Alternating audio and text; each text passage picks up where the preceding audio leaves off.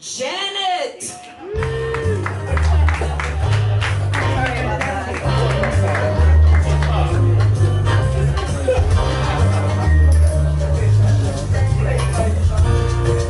the only woman that got the idea on this shirt, I have to say, I'm red. I'm just start pulling up movie cracks from this shirt. Hi.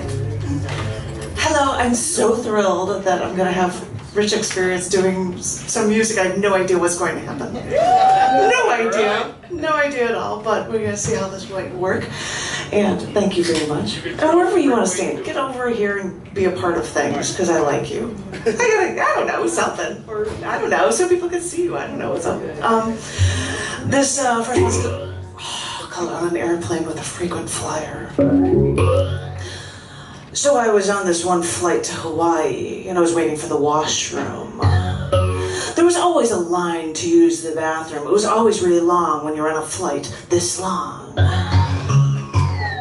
So I finally got to the washroom, and I looked in the toilet, and someone, well, lost the battle with a very healthy digestive system and left the spoils in the toilet stuck. Maybe it didn't want to go where all that sewage tank would be. I mean, can you imagine on an airplane all this stuff going all the way across the ocean? Well, anyway, I saw this thing stuck in the toilet, and I went to the washroom, and when I was done, I flushed, and it still wouldn't budge. So I opened the door, and I walked out to the aisle of the plane again. And I saw this long line of people waiting to use this crowded little bathroom. And I just wanted to tell them all, I didn't do that. But then I realized that everyone, when they leave the bathroom on this flight, they'll think the exact same thing.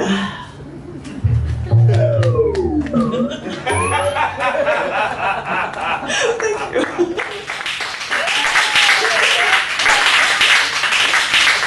This is a story I've heard from the perspective of a police officer friend of mine named Bobby Killebrew.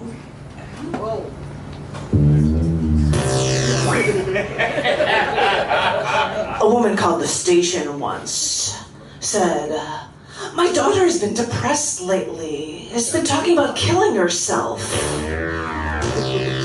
And she's an early riser and hasn't returned any of my calls. Could you go over there and check on her? I'm afraid something terrible has happened. So we said we'd go there, and we got in the squad car and we went to the woman's house. All the doors were locked, and we started looking through the windows. And I saw her on her bed, stark naked, with her tongue sticking out, looking very dead. Now this is kind of strange, because women usually commit suicide dressed well. In all my years, I've never seen a woman commit suicide naked. Well, my partner kicked the front door down with one kick, and we went to the back bedroom. And I was going to grab her hand to see if rigor mortis had set in, if she was cold, if she was stiff. And when I grabbed her hand, she jumped up and screamed. And then she saw another police officer and she started to calm down. And we said, your mother thought you might have killed yourself. She said you were an early riser.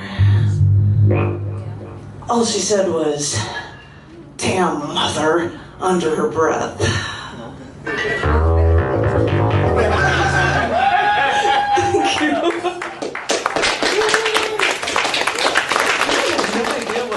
What you might think of doing for this one. This is a poem I recently wrote for National Poetry Month. It's an erasure poem where you pull things from existing documents to create something new, and these are chosen words spoken by Casey Anthony after she was charged with the murder of her infant daughter, Kaylee, for which she was later acquitted. She keeps a lonely, guarded life now. In her words, I was in confinement for 23 hours a day for weeks at a time. In her words, my sentence was doled out long before there was a verdict. Sentence first, verdict afterward.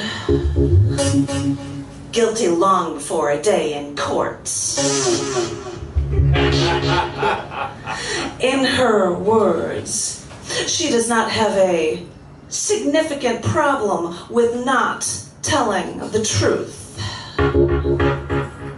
In her words, I hate to say this, but cops believe other cops. Cops tend to victimize the victims. I see why I was treated the way I was, even had I been completely truthful.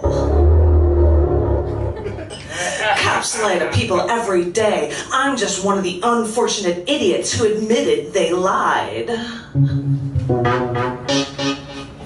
In her words, I don't give a shit about what anyone thinks about me.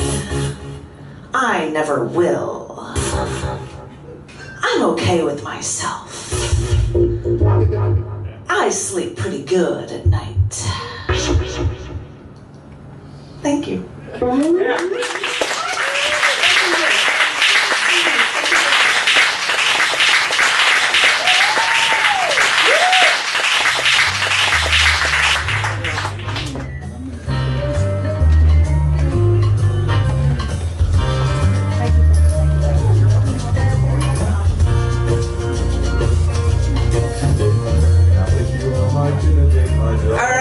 Give it up for Janet and the Rich XPerience. You guys need to put something together, kind of like Hall & Oates, but funnier. You really do. Nothing like wacky musical sound effects to kind of brighten things up.